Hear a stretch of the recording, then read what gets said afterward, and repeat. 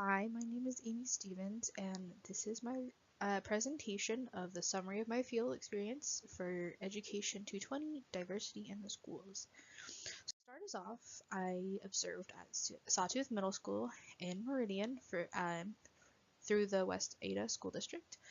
I observed grades 6th through 8th, and I observed English and reading labs. And the demographics for this classroom are children who struggle or were exceptional learners, and they come to this class instead of being in their normal grade level class. And the teacher was Hannah Lewis. And you might ask why I chose a classroom with exceptional learners. I wanted to experience diverse learners and wanted to watch how the teacher I observed dealt with this diversity, because different types of learners have different challenges. And in a special education classroom setting, there are several diverse learners. In the future, I hope to have the same characteristics and skills of a teacher that can teach different types of students, or a special education teacher. I feel as if every teacher should have the same skills and know as special education teachers do. And as a special education teacher, you have to have the skill to deal with both types of learners in the classroom, both exceptional and non-exceptional learners. In Mrs. Liu's classroom, she had three types of learners, and all three of them were different levels of exceptional learners. And in general, I believe every teacher should have the skill to teach every type of student in their classroom, or have at least the resources to teach every classroom. The theory that I witnessed in this classroom was Piaget's theory of cognitive development.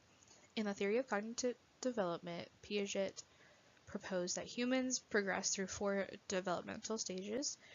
The first is sensory and motor, pre-operational motor, concrete operational, and former operational.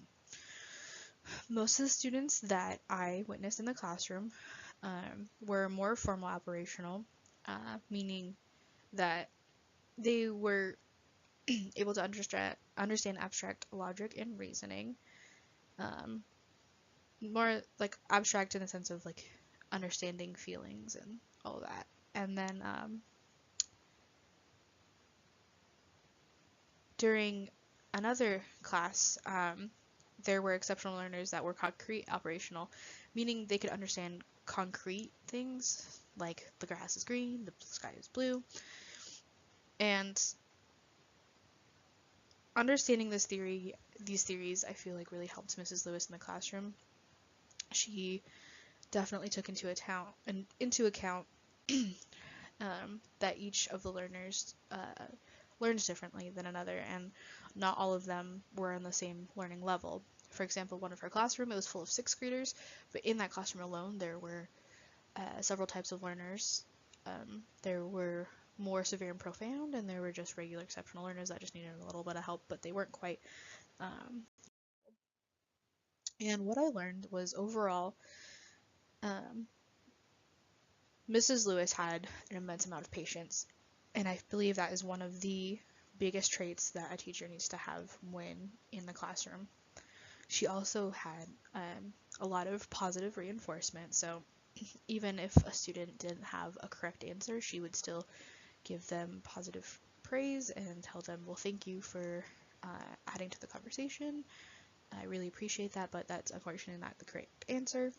She also did amazingly with not getting angry. Exceptional learners can be extremely tough, and they can test your patience, essentially. And so even with outbursts, Mrs. Lewis kept her composure. And also, students would often use modeling while doing an assignment. At the end of the assignment, the students that understood it could help the students that didn't so much. And then after everything, Mrs. Lewis would teach the class. And how I hope to apply this in the future is being patient is really important to me, I think, in the classroom and in life. Because when I was going through school, I felt as if when I had a lot of impatient teachers. So when you have impatient teachers, you sort of feel like a nuisance, and that is something that I would love to not have my students feel, um, because feeling like an inconvenience to teachers definitely puts a dent in your confidence as far as when you're in your educational career. Mrs. Lewis definitely modeled what patience should look like in the classroom, and what I hope to model in my teaching career. And also something that I've learned was also be firm but also kind. So not letting the students get away with inappropriate behaviors, but also being kind while telling them, and then using other students as models. Just using them as a model, because some students don't understand, and some students need a visual representation of what their behavior should look like and what they should teach and what they should learn and all that. But overall, I really enjoyed my experience at Sawtooth Middle School, and I hope to bring this experience out through the rest of my teaching career. And thank you so much for listening to my presentation.